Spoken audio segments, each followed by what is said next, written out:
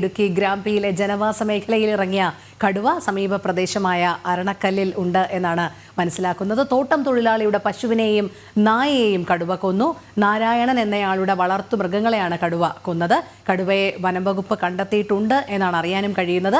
ദൗത്യം എന്ന നിർണായക ഘട്ടത്തിലേക്ക് നടക്കുകയാണ്.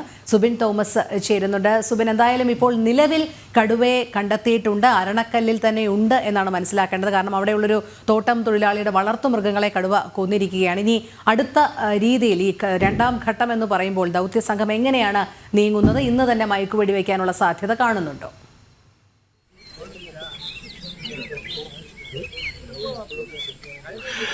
മയക്കുവെടി വെക്കാൻ ഇന്ന് തന്നെ സാധ്യതയുണ്ട് എന്നുള്ളതാണ് ഏറ്റവും പ്രധാനപ്പെട്ട കാര്യം. ഇന്നലെ തന്നെ കോട്ടയം DF അത് വ്യക്തമാക്കുകയും ചെയ്തിരുന്നു. കടുവയെ ജനവാസ മേഖലയിൽ എവിടെ കണ്ടാലും മയക്കുവെടി വെച്ച് പിടികൂടുക എന്നുള്ളതാണ് വനംവകുപ്പിന്റെ തീരുമാനമെന്ന് അദ്ദേഹം വ്യക്തമാക്കിയിരുന്നു. അതിന്റെ അടിസ്ഥാനത്തിലാണ് അത്തരത്തിലുള്ള ഒരു നടപടികളിലേക്ക് എന്തായാലും വനംവകുപ്പ് കടന്നിട്ടുള്ളത്. ഇന്ന് പുലർച്ചെ 1 മണിയോട് കൂടിയാണ് ഇത്തരത്തിൽ ഈ ഒരു അരണക്കൽ മേഖലയിൽ ഈ കടുവയെ കണ്ടെത്തുന്നത്.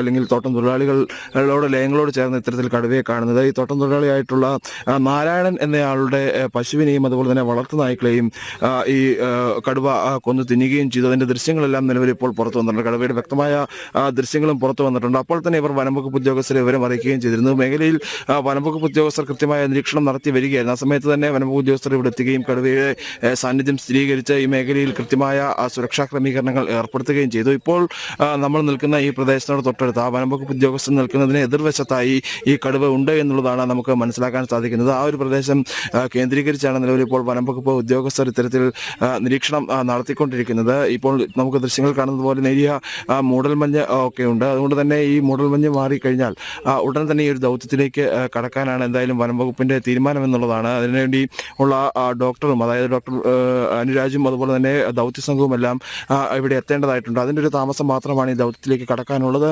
എന്നുള്ളതാണ് മനസ്സിലാക്കാൻ സാധിക്കുന്നത്. ഇന്നലെ മുതൽ കൃത്യമായ നിരീക്ഷണം ഈ വനംവകുപ്പ് ഉദ്യോഗസ്ഥർ നടത്തി വരികയായിരുന്നു. അതായത് ഗ്രാമ്യ മേഖലയിൽ 2 ദിവസം മുമ്പ് ഈ കടുവയെ കാണുന്നു. ഒരു ദിവസം മൊത്തം ആ കടുവ അവിടെ ഒരു ചതുപ്പിൽ ചിലവഴിക്കുകയും ചെയ്തു. ആ സമയത്ത് ഡ്രോൺ ദൃശ്യങ്ങളൊക്കെ ഉപയോഗിച്ച് കടുവയെ കൃത്യമായി നിരീക്ഷിക്കുന്നുണ്ടായിരുന്നു.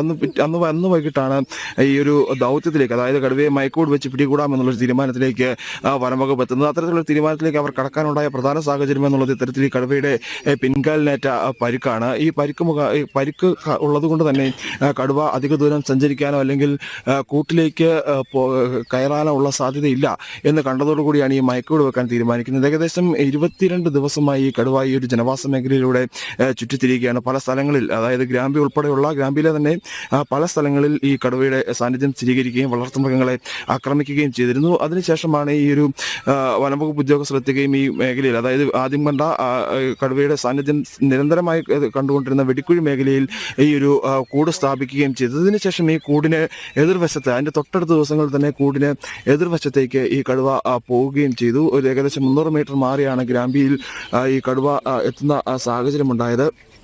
അവിടെ കൃത്യമായ നിരീക്ഷണം നടത്തുന്നതിനിടെ ഇന്നലെ പുലർച്ചയോടുകൂടി കടുവ അപ്രത്യക്ഷനാവുകയായിരുന്നു. കൃത്യമായി നിരീക്ഷണം നടത്തിയ വനംവകുപ്പ് ഉദ്യോഗസ്ഥർക്ക് കടുവയെ കണ്ടെത്താൻ സാധിച്ചില്ല. രാവിലെ മൂടൽമഞ്ഞ് ഉണ്ടായിരുന്നത് കൊണ്ട് തന്നെ ഡ്രോൺ നിരീക്ഷണത്തിലൊന്നും തന്നെ കടുവയുടെ സാന്നിധ്യം കണ്ടെത്താനായി. ഇതിനുശേഷം അവിടെ ഇറങ്ങിയുള്ള പരിശോധന, അതായത് ആ ചതുപ്പിൽ ഇറങ്ങി വനംവകുപ്പ് ഉദ്യോഗസ്ഥർ പരിശോധന നടത്തുകയും ചെയ്തു. സ്നൈഫർ ഡോഗിനെ ഒക്കെ എത്തിച്ചുകൊണ്ടാണ് ആ ഒരു പരിശോധന അവിടെ നടത്തിയത്. ഈ ഡ്രോൺ നിരീക്ഷണത്തിൽ കടുവയെ കണ്ടെത്താൻ കഴിയാതെ വന്നതോടുകൂടിയാണ് തേക്കടിയിൽ നിന്ന് സ്നൈഫർ ഡോഗിനെ എത്തിച്ചുകൊണ്ട് ഇത്തരത്തിൽ ഈ ഒരു പരിശോധനകൾ നടത്തിയത്. ഈ പരിശോധനയിലാണ് ഈ കടുവ ആ മേഖലയിൽ നിന്ന് പിൻവാങ്ങിയിട്ടുണ്ട്, അതായത് ഗ്രാമ്യ മേഖലയിൽ നിന്ന് പിൻവാങ്ങി മറ്റൊരു വശത്തേക്ക് പോയിട്ടുണ്ട് എന്നുള്ളത് മനസ്സിലാക്കി. അത് ഈ ഒരു അരണക്കൽ മേഖലയിലേക്കാണ് എന്നുള്ളതും അവർ വനംവകുപ്പ് ഉദ്യോഗസ്ഥർ വ്യക്തമാക്കിയിരുന്നു. ഇന്നലെ ഈ ഒരു സ്നിഫർ ഡോഗ് എത്തിയത് ഈ ഒരു പ്രദേശം വരെയാണ്. അതായത് നമ്മൾ കടുവയെ ആദ്യഘട്ടത്തിൽ കണ്ട ഗ്രാമ്യ മേഖലയിൽ, അതായത് ഗ്രാമ്യയിൽ നിന്ന് ഏകദേശം 2 കിലോമീറ്റർ മാറിയുള്ള പ്രദേശമാണ് ഈ ഒരു അരണക്കൽ പ്രദേശം. ഈ ഒരു ഇതിനോടപ്പുറത്ത് തന്നെ ഈ ഒരു തേയിലക്കാടുകൾ പിന്നിട്ട് കഴിഞ്ഞാൽ വനാതിർത്തിയാണ്.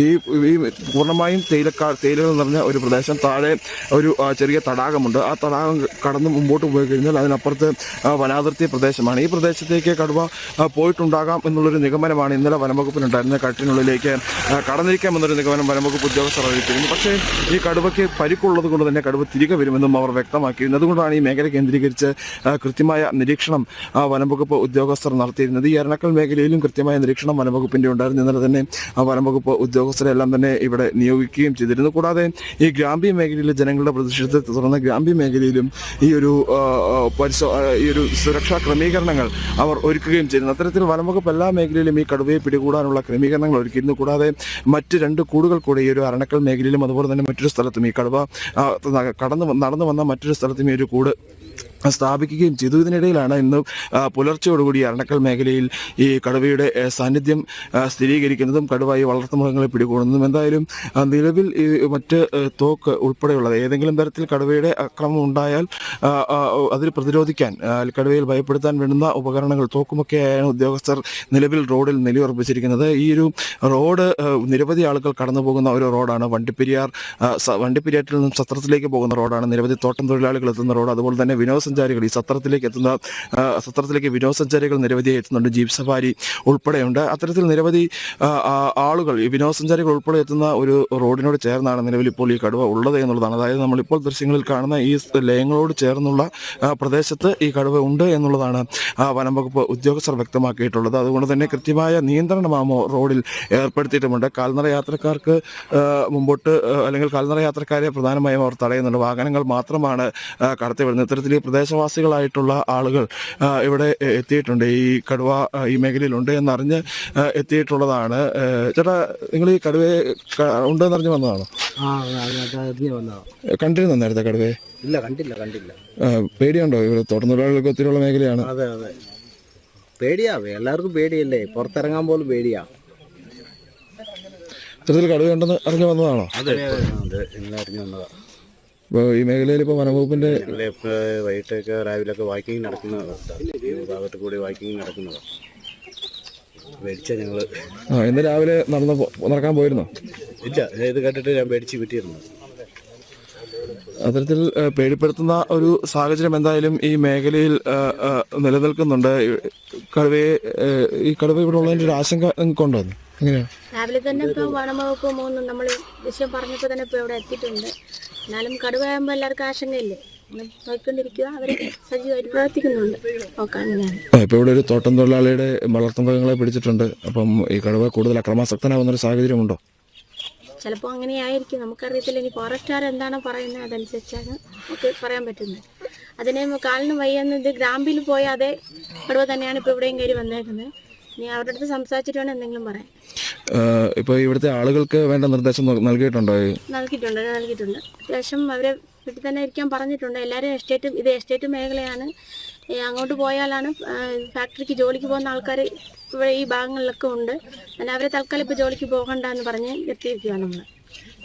ഓക്കെ, അത്തരത്തിലാണ് ഇത്. ഈ ഒരു ജോലിക്ക് പോകണ്ട, അതായത് ഇന്ന് ഈ കടുവയുടെ സാന്നിധ്യം ഉള്ളത് കൊണ്ട് തന്നെ ഈ ഇന്ന് തോട്ടത്തിൽ ജോലിക്ക് പോകേണ്ടെന്നൊരു നിർദ്ദേശം നിലവിൽ ഈ പ്രദേശത്തുള്ള ആളുകൾക്ക്, ഈ തോട്ടം തൊഴിലാളികളായിട്ടുള്ള ആളുകൾക്ക്, ഈ പ്രദേശവാസികൾ, അതായത് ഇപ്പോൾ നമ്മൾ കണ്ടത് ഈ ഒരു ഗ്രാമപഞ്ചായത്ത് മെമ്പറാണ്, അത്തരത്തിൽ ഈ വാർഡിൻ്റെ മെമ്പറാണ്. അത്തരത്തിൽ അവർ വേണ്ട നിർദ്ദേശങ്ങൾ ആളുകൾക്ക് നൽകിയിട്ടുണ്ട്. ഇതിൽ എടുത്തു പറയേണ്ട മറ്റൊരു കാര്യം എന്നുള്ളത്, ഇത്തരത്തിൽ ഈ കടുവ ഉണ്ട് എന്നറിഞ്ഞ് നിരവധി ആളുകൾ ഈ പ്രദേശത്തേക്ക് എത്തുന്നുണ്ട്. അത്തരത്തിലുള്ള ഈ കടുവയെ കാണുന്നതിന് ഇടുന്നത് വലിയൊരു ബുദ്ധിമുട്ട് ഉണ്ടാക്കും എന്നുള്ളതാണ്. അല്ലെങ്കിൽ അത് ഏതെങ്കിലും തരത്തിലുള്ള പ്രശ്നങ്ങൾ ഉണ്ടായാൽ അത് ആളുകൾക്ക് നേരെ, അതായത് ഈ മയക്കൂട് വെക്കുന്ന ഒരു സാഹചര്യത്തിലേക്ക് കടന്നാൽ ഈ കടുവ എവിടേക്ക് പോകുമെന്നുള്ള കാര്യം വ്യക്തമല്ല. നമ്മൾ മുമ്പ് സൂചിപ്പിച്ചിരുന്ന ഈ കടുവയ്ക്ക് പിൻകാലിന് പരിക്കുണ്ട് എന്നുള്ളൊരു കാര്യം സൂചിപ്പിച്ചിരുന്നു. പക്ഷേ നമ്മൾ എടുത്തു പറയേണ്ട ഒരു കാര്യം എന്നുള്ളത്, ഈ ഗ്രാമ്യ മേഖലയിൽ നിന്ന് ഏകദേശം 2 കിലോമീറ്ററോളം ദൂരം സഞ്ചരിച്ച് ഈ കടുവ ഇവിടെ എത്തിയെന്ന് പറയുമ്പോൾ ആ പിൻകാലിൻ്റെ പരിക്ക് അത്രത്തോളം ഗുരുതരമാകാൻ സാധ്യതയില്ല എന്നുള്ളതാണ്.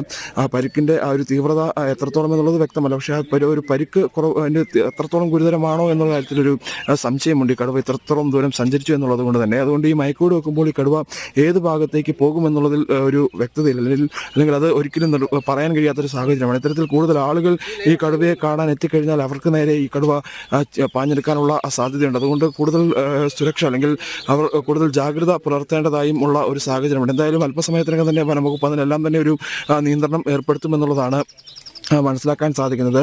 ഇനിയിപ്പോൾ വനംവകുപ്പിൻ്റെ കൂടുതൽ ആളുകൾ, അതായത് ഈ ദൗത്യസംഘത്തിൻ്റെ കൂടുതൽ ആളുകളും ഈ മേഖലയിലേക്ക് ഇപ്പോൾ എത്തുന്നുണ്ട്. ഈ ഷീൽഡൊക്കെ ധരിച്ച് എത്തുന്ന ആളുകൾ ഈ ദൗത്യസംഘവുമായി ബന്ധപ്പെട്ട് ദൗത്യത്തിൽ നേരിട്ട് പങ്കെടുക്കുന്ന ആളുകളാണ്. ഇനിയിപ്പോൾ ഏതെങ്കിലും തരത്തിൽ ഇനിയിപ്പോൾ ഈ ഒരു ഡോക്ടർ എത്തേണ്ടതായുണ്ട്. ഡോക്ടർ എത്തിക്കഴിഞ്ഞാൽ ആ ഒരു നടപടികളിലേക്ക് അടിയന്തരമായി തന്നെ വനംവകുപ്പ് കടക്കും. ശരി, സുബിൻ ചൂണ്ടിക്കാട്ടിയ പോലെ തന്നെ ഗ്രാമ്പീയും മരണക്കല്ലുമായിട്ട് 2 കിലോമീറ്റർ ദൂരമുണ്ട്. കടുവ ഇത്രയധികം ദൂരം സഞ്ചരിച്ച് വന്നു എങ്കിൽ കാലിനേറ്റ പരിക്ക് ഗുരുതരമല്ല എന്ന് തന്നെയാണ് നിഗമനമെന്ന് കരുതുന്നു. സുബിൻ, അതുപോലെ തന്നെ നേരത്തെ പറഞ്ഞു കഴിഞ്ഞു, തോട്ടം മേഖലയാണ്, ഇവിടെ ജനങ്ങളുണ്ട്, തൊഴിലാളികൾ പാർക്കുന്നുണ്ട്. അല്ലാതെ ജനവാസ മേഖല കൂടിയാണോ അരണക്കല്ല്? ഈ മറ്റ് ഇടങ്ങളിൽ ഇപ്പോൾ കാണുന്ന പ്രദേശമല്ലാതെ കുറച്ച് മാറി ജനങ്ങൾ തിങ്ങി പാർക്കുന്ന ഇടം വല്ലതും ഉണ്ടോ ഇവിടെ?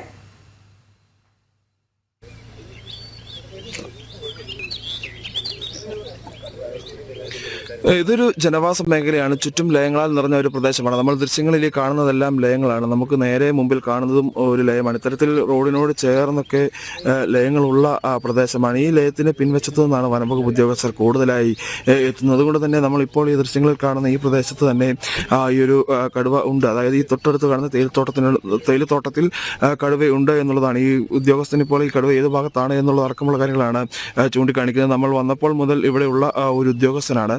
അതുകൊണ്ട് അദ്ദേഹത്തിന് ഈ ഒരു കാര്യം, അതായത് കടുവ എവിടെയുണ്ടെന്ന് നടക്കുന്ന കാര്യങ്ങളിൽ കൃത്യമായ വിവരമുണ്ട്. ആ ഒരു ഭാഗം അദ്ദേഹം കാണിച്ചു നൽകുകയാണ്. പ്രധാനമായും ഇതിനോട് ചേർന്ന് തന്നെ മറ്റ് സ്ഥലങ്ങളുണ്ട്. അതായത് ഈ കാണുന്നതെല്ലാം ലയങ്ങളാണ്. ഇവിടെ എല്ലാം നിരവധി ആളുകൾ താമസിക്കുന്ന സ്ഥലങ്ങളാണ്. ഇത്തരത്തിൽ ഇതിനോട് ചുറ്റും നിരവധി താമസക്കാരുണ്ട്. അത്തരത്തിൽ ഒരു സാഹചര്യം, അതായത് ജനവാസ മേഖല ആയതുകൊണ്ട് തന്നെ കടുത്ത ഒരു സുരക്ഷ ഈ മേഖലയിൽ ഏർപ്പെടുത്തേണ്ടതായിട്ടുണ്ട്. അത്തരത്തിലുള്ള ഒരു നടപടികളിലേക്ക് വനംവകുപ്പ് കടന്നിട്ടുണ്ട്. ശരി സുബിൻ, എന്തായാലും ജനവാസ മേഖലയാണ് എന്നുള്ളതാണ് ആശങ്കയ്ക്കിടയാക്കുന്ന ഒരു സാഹചര്യം. ഇപ്പോൾ ദൗത്യ സംഘം അവിടെ എത്തിച്ചേർന്നിട്ടുണ്ട്. ഇനി ഡോക്ടർ എത്തും എന്നാണ് സുബിൻ പറയുന്നത്. അതിനുശേഷം ആയിരിക്കും മയക്കുവെടി വയ്ക്കുന്ന കാര്യങ്ങൾ ഉൾപ്പെടെ ചർച്ച ചെയ്യുക.